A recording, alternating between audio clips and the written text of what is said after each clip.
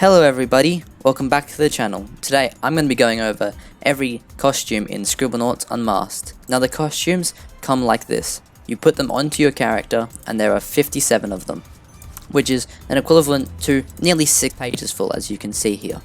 Now there is a large range of them, from passive characters to villains and to heroes. Now without any further ado, let's get started with Agent Liberty's battle suit. As you can see, it fits on right there, and some have certain powers. As you can see, this one makes you fly, and even has a little bit of a jetpack smoke coming out of the bottom. Now, this is more of another obscure character, but the game really focuses on the obscure characters, as we'll get to later. Another obscure character is Ambush Bug, and as you can see, Ambush Bug doesn't really do much, but it definitely looks great with the costumes as a Maxwell form. They all look extremely amazing. A lot of the costumes really just absorb more damage. Some fly, some hover, and some glide, but not all. Next, we move on to Animal Man. Another obscure character, but really made popular by Grant Morrison's run on the character. I do like Animal Man. He's very odd, but I do like how he turns out in this.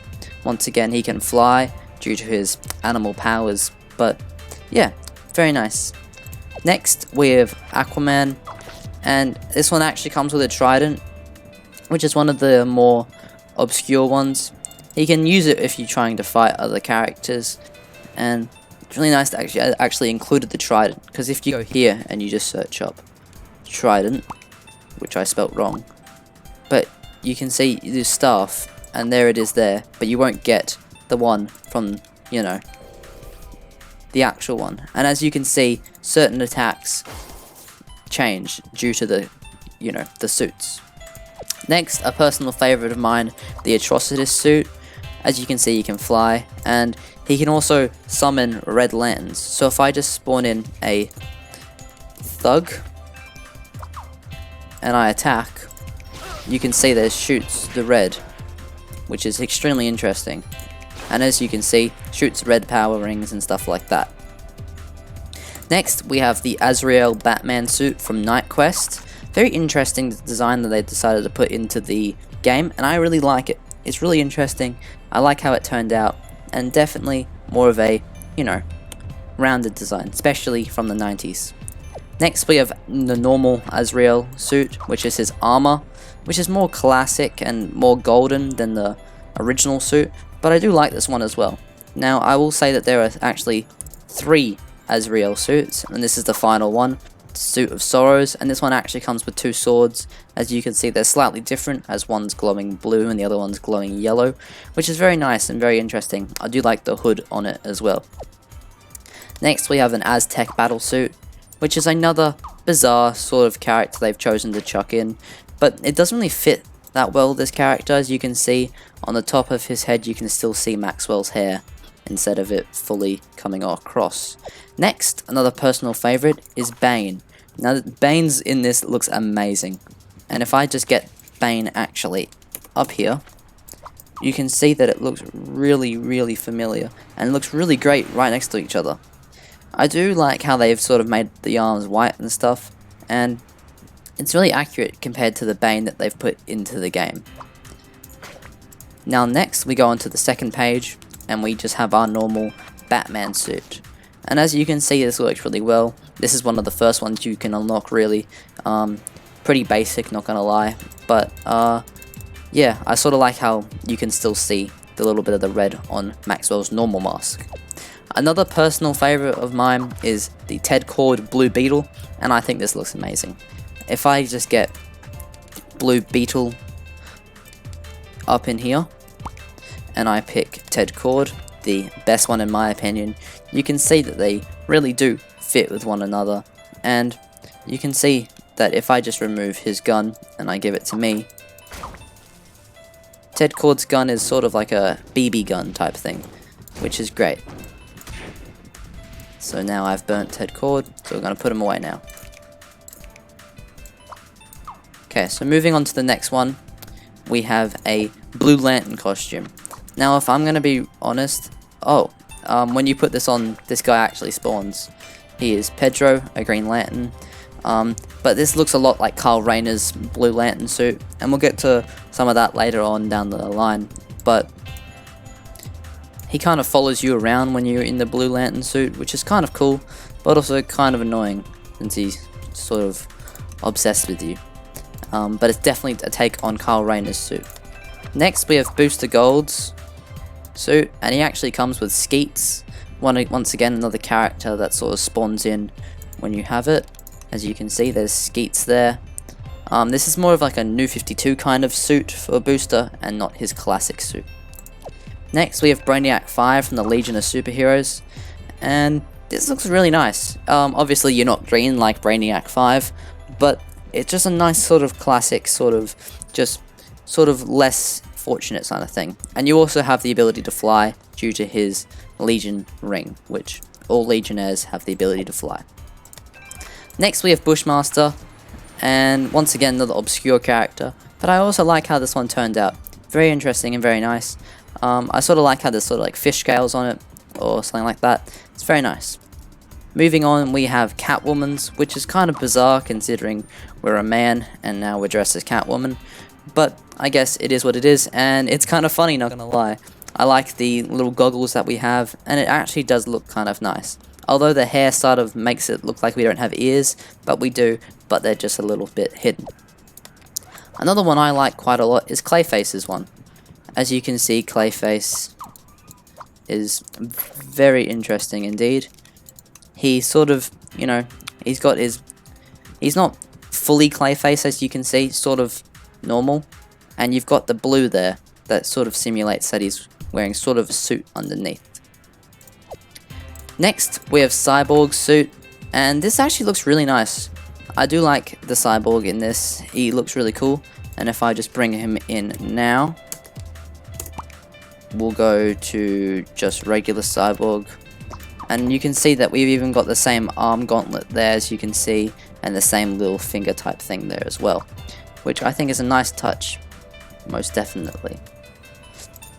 Next we have Darkstar Exo Mantle, which once again it's a little bit weird, obscure kind of character, but he can fly and he's very interesting, which I think is very nice.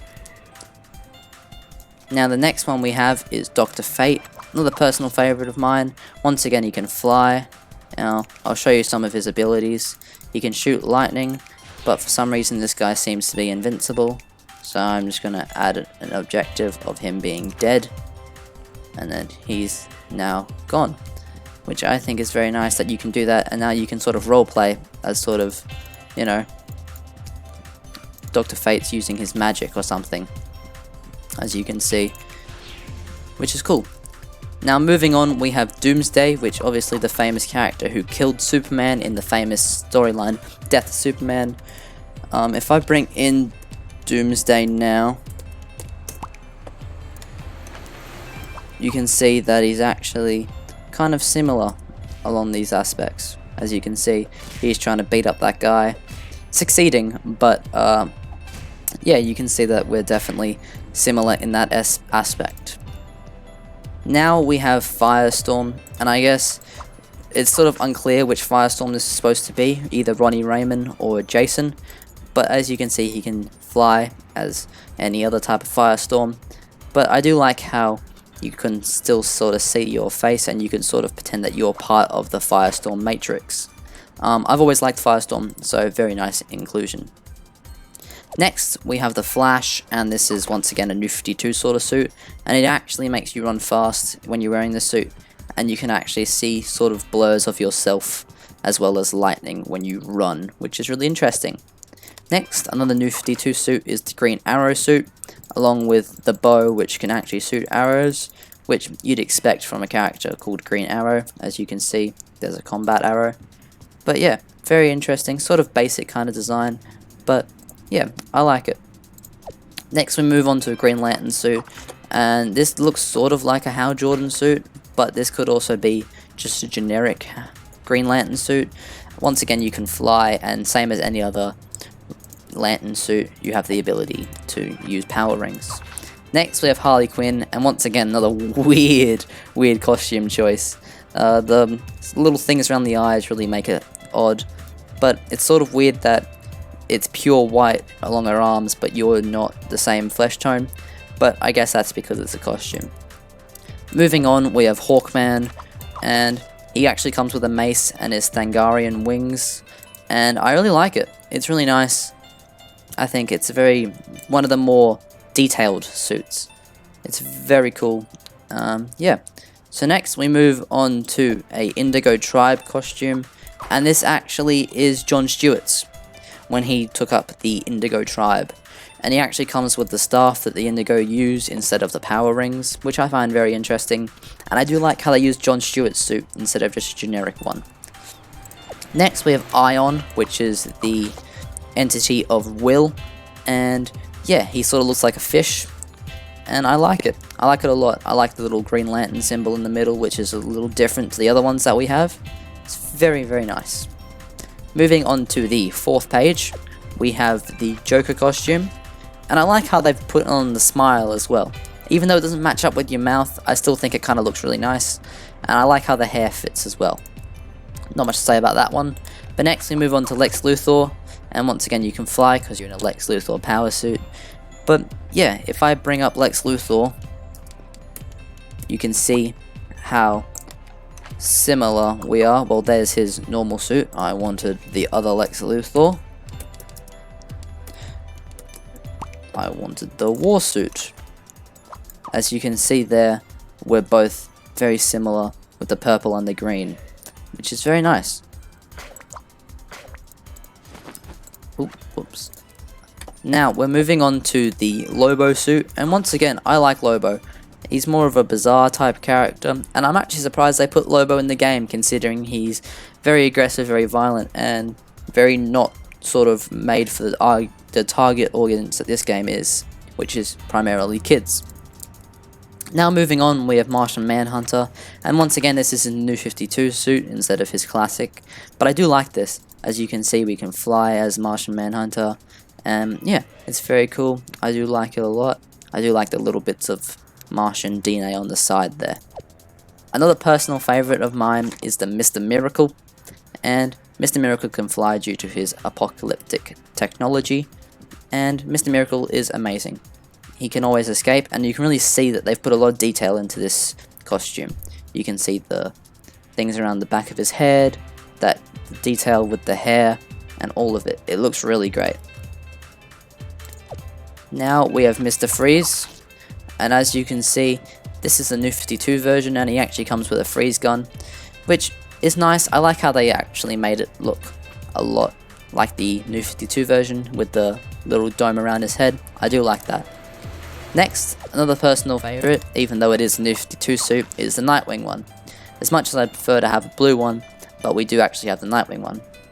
Now once again, this is a nice one. Obviously you can't fly, but I would have preferred if they were maybe put in some Eskrimi sticks or something like that.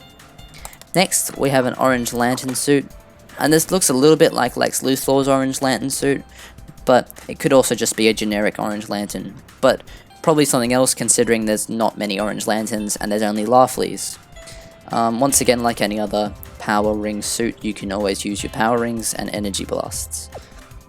Next we have Parallax, the entity of fear, and the power of the Sinestro Corps.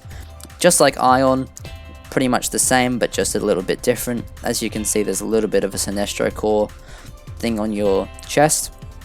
As well, I like the teeth coming down as well, which is nice. Next, we move on to the Penguin, and as you can see, he actually spawns in a penguin. And you also have an umbrella that shoots, which is really interesting, as you can see.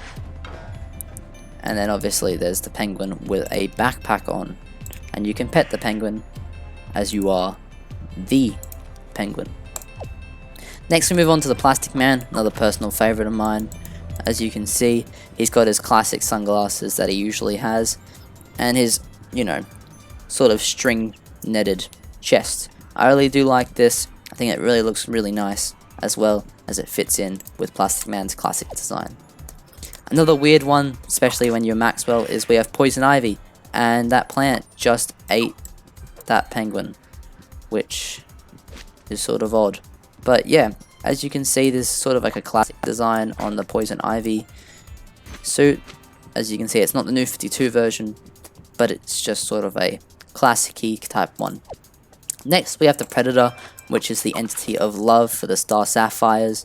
A little different to the other ones, this is actually the suit used in the Brightest Day storyline, where the Predator invades Las Vegas and takes over that guy's body.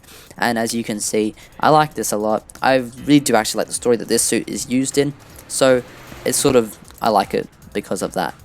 Next, we move on to the Red Hood.